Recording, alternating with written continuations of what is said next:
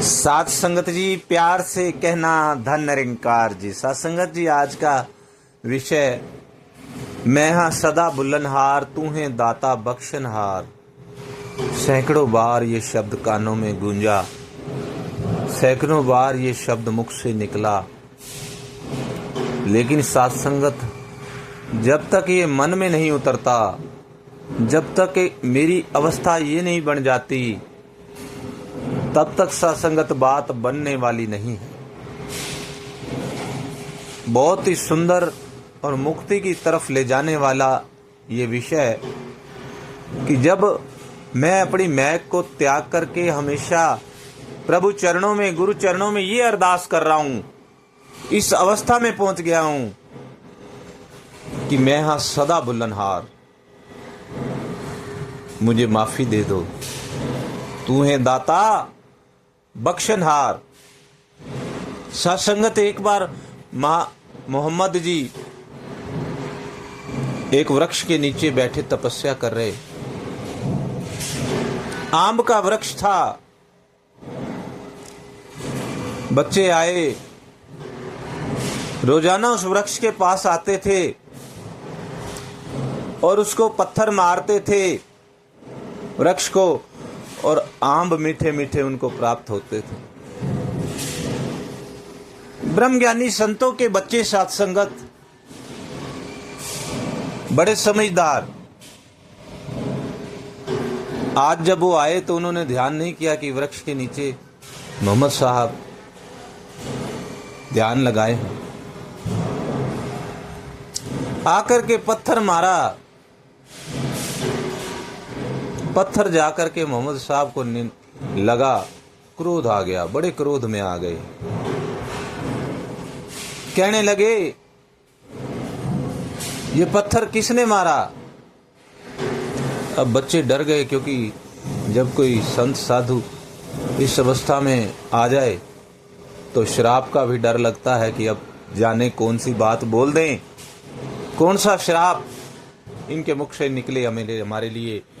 लेकिन उन्होंने भक्ति से सरोबार थे, बच्चे ब्रह्मज्ञानी संतों के बच्चे थे। फिर आवाज आई, पत्थर किसने मारा? हाथ जोड़ करके कहने लगे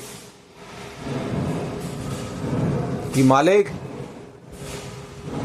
पत्थर हमने मारा। हम इस वृक्ष को रोज पत्थर मारते हैं तो ये हमें मीठे आम देता है।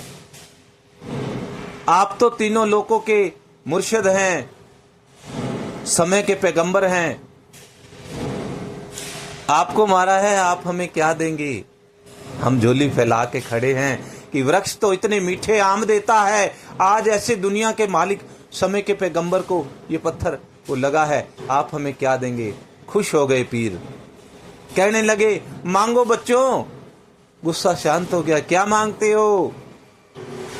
बच्चे कहने लगे, जी हमें माफी दे दो, क्योंकि अब पता लग गया, मुर्शिद खुश हो गए हैं। कहने लगे, माफी दे दो। उन्होंने कहा, कोई बात नहीं, कुछ और मांग लो, बड़े प्यारे बच्चे हो, बड़ी अच्छी बात कही है। मुर्शिद खुश हो गया।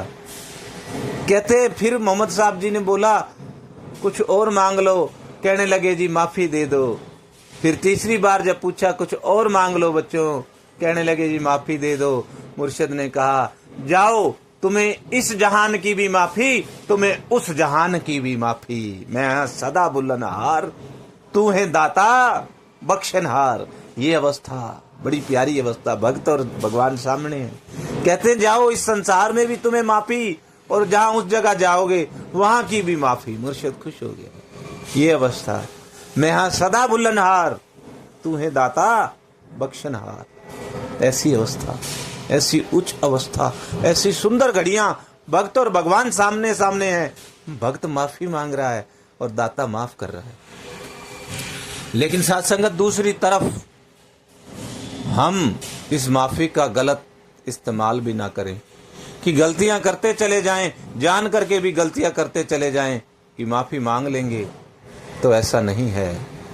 जब इस तरह से हम लापरवाह हो जाएंगे तो बाबा हरदेव सिंह जी महाराज ने कहा कि यदि ऐसे रोज गलतियां पे गलतियां अगर जानबूझ करके हो रही हैं तो या तो गलतियां करने वाले को भी रुकना पड़ेगा या माफ करने वाले को भी रुकना पड़ेगा। ऐसी भी अवस्था आ जाती है यदि मैं बिल्कुल अनजान हो जाता हूँ, बिल्कुल निर्भय लापरवाह हो जाता हूँ कि करता ही चला जाता हूँ, कर लूँ गुनाह फिर बख्शवा लूंगा, तो मुर्शद से सत्संगत क्या छिपा है। इस तो किमें छिपा सकता है बंदा अपने गैबा नू, इससे मैं कैसे अपने गुनाह छिपा सकता हूँ। आओ सत्संगत यही भाव मन में रहे, मैं हाँ सदा बुलनहार, तू है दाता बख्शनहार। प्यार से कहना धन निरंकार जी।